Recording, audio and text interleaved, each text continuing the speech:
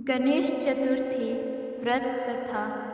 संकष्टी गणेश चतुर्थी व्रत करने से घर परिवार में आ रही विपदा दूर होती है। कई दिनों से रुके मांगलिक कार्य भी संपन्न होते हैं तथा भगवान श्री गणेश असीम सुखों की प्राप्ति कराते हैं।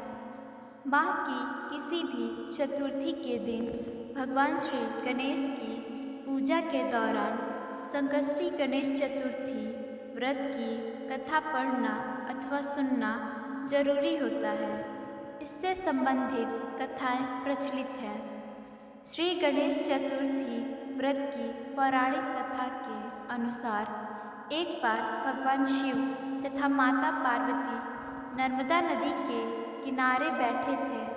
वहाँ माता पार्वती ने भगवान शिव से समय व्यतीत करने के लिए चौपड़ खेलने को कहा।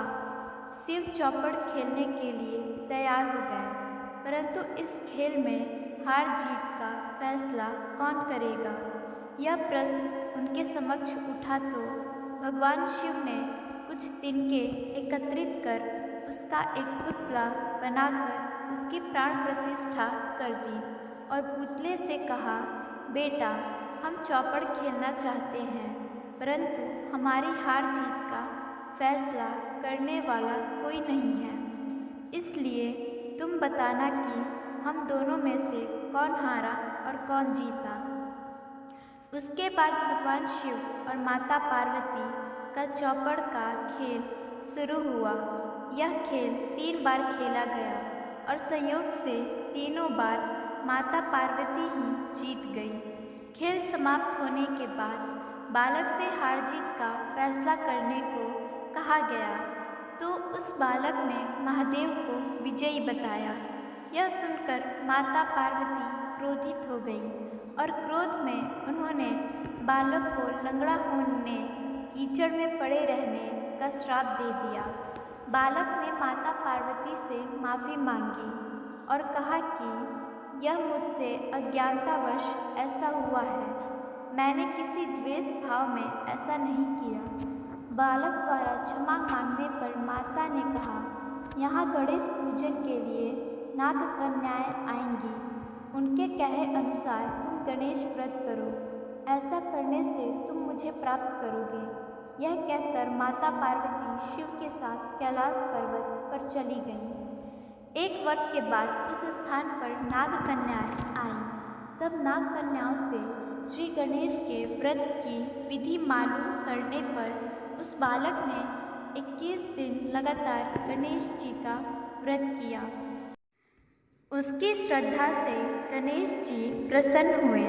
उन्होंने बालक को मनवांछित फल मांगने के लिए कहा। उस पर उस बालक ने कहा, हे विनायक, मुझ में इतनी शक्ति दीजिए कि मैं अपने पैरों से चलकर अपने माता पिता के साथ कैलाश पर्वत पर पहुंच सकूं और वे यह देख प्रसन्न हों।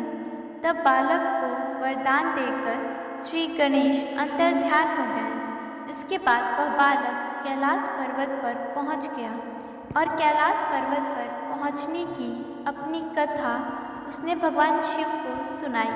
चौपड़ वाले दिन से माता पार्वती शिव जी से विमुख हो गई थी, अतः देवी के रुष्ट होने पर भगवान शिव ने भी बालक के बताए अनुसार 21 दिनों तक श्री गणेश का व्रत किया। इस व्रत के प्रभाव से माता पार्वती के मन से भगवान शिव के लिए जो नाराजगी थी वह समाप्त हो गई। तब यह व्रत विधि भगवान शंकर ने माता पार्वती को बताई। यह सुनकर माता पार्वती के मन में अपने पुत्र कार्तिकेय से मिलने की इच्छा जागृत हुई। तब माता पार्वती ने भी 21 दिन तक श्री गणेश का व्रत किया और दूर्वा, फूल, लड्डुओं से गणेश जी का पूजन अर्चन किया। व्रत के 21वें दिन कार्तिकेय स्वयं माता पार्वती से आ मिले। उस दिन से श्री गणेश चतुर्थी का यह व्रत समस्त मनोकामनाओं की पूर्ति करने वाला व्रत माना जाता है। इस व्रत को करने से मनुष्य के सारे कष्ट दूर होकर मनुष्य को समस्त सुख सुविधाएं प्राप्त होती हैं। राधे राधे। धन्यवाद।